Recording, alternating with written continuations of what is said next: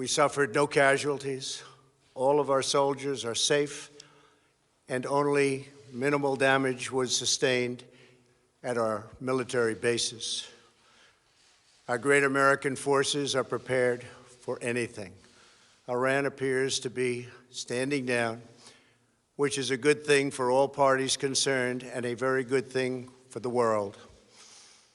No American or Iraqi lives were lost because of the precautions taken, the dispersal of forces, and an early warning system that worked very well.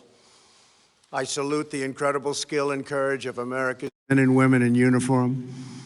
For far too long, all the way back to 1979 to be exact, nations have tolerated Iran's destructive and destabilizing behavior in the Middle East and beyond. Those days are over. Iran has been the leading sponsor of terrorism, and their pursuit of nuclear weapons threatens the civilized world. We will never let that happen. Last week, we took decisive action to stop a ruthless terrorist from threatening American lives. At my direction, the United States military eliminated the world's top terrorist, Qasem Soleimani. As the head of the Quds Force, Soleimani was personally responsible for some of the absolutely worst atrocities. He trained terrorist armies, including Hezbollah, launching terrorist strikes against civilian targets. He fueled bloody civil wars all across the region. He viciously wounded and murdered thousands of U.S. troops, including the planting of roadside bombs that maim and dismember their victims. Soleimani directed the recent attacks on U.S. personnel in Iraq that badly wounded 4 service members and killed 1 American, and he orchestrated the violent assault on the U.S. Embassy in Baghdad. In recent days, he was planning new attacks on American targets, but we stopped him. Soleimani's hands were drenched in both American and Iranian blood. He should have been terminated long ago. By removing Soleimani, we have sent a powerful message to terrorists. If you value your own life, you will not threaten the lives of our people. As we continue to evaluate options in response to Iranian aggression, the United States will immediately impose additional punishing economic sanctions on the Iranian regime. These powerful sanctions will remain until Iran changes its behavior. In recent months alone, Iran has seized ships in international waters, fired an unprovoked strike on Saudi Arabia, and shot down 2 U.S. drones.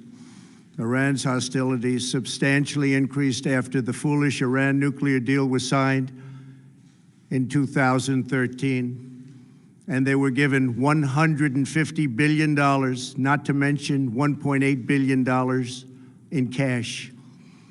Instead of saying thank you to the United States, they chanted death to America. In fact, they chanted death to America the day the agreement was signed.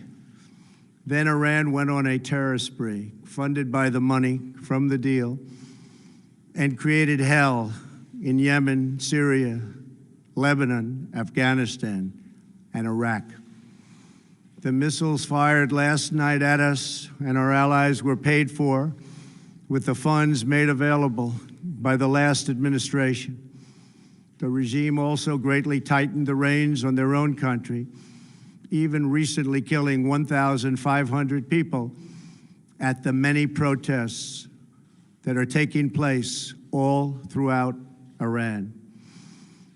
The very defective JCPOA expires shortly anyway and gives Iran a clear and quick path to nuclear breakout.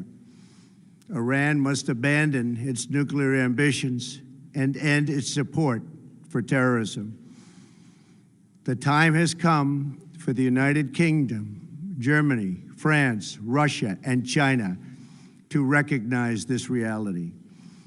They must now break away from the remnants of the Iran deal, or JCPOA.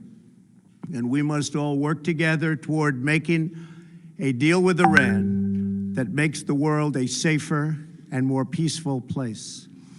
We must also make a deal that allows Iran to thrive and prosper and take advantage of its enormous untapped potential. Iran can be a great country.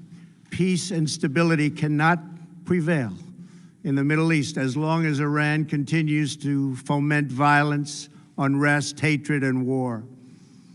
The civilized world must send a clear and unified message to the Iranian regime. Your campaign of terror, murder, mayhem will not be tolerated any longer. It will not be allowed to go forward. Today, I am going to ask NATO to become much more involved in the Middle East process. Over the last 3 years, under my leadership, our economy is stronger than ever before, and America has achieved energy independence. These historic accomplishments change our strategic priorities. These are accomplishments that nobody thought were possible. And options in the Middle East became available. We are now the #1 producer of oil and natural gas anywhere in the world. We are independent, and we do not need Middle East oil. The American military has been completely rebuilt under my administration at a cost of $2.5 trillion. U.S. armed forces are stronger than ever before. Our missiles are big, powerful, accurate, lethal, and fast. Under construction are many hypersonic missiles. The fact that we have this great military and equipment, however, does not mean we have to use it. We do not want to use it. American strength, both military and economic, is the best deterrent. 3 months ago, after destroying 100% of ISIS and its territorial caliphate, we killed the savage leader of ISIS, al-Baghdadi, who was responsible for so much death, including the mass beheadings of Christians, Muslims, and all who stood in his way. He was a monster. Al-Baghdadi was trying again to rebuild the ISIS caliphate and failed. Tens of thousands of ISIS fighters have been killed or captured during my administration. ISIS is a natural enemy of Iran. The destruction of ISIS is good for Iran, and we should work together on this and other shared priorities. Finally, to the people and leaders of Iran, we want you to have a future, and a great future, one that you deserve, one of prosperity at home and harmony with the nations of the world. The United States is ready to embrace peace with all who seek it. I want to thank you, and God bless America. Thank you very much. Thank you. Thank you.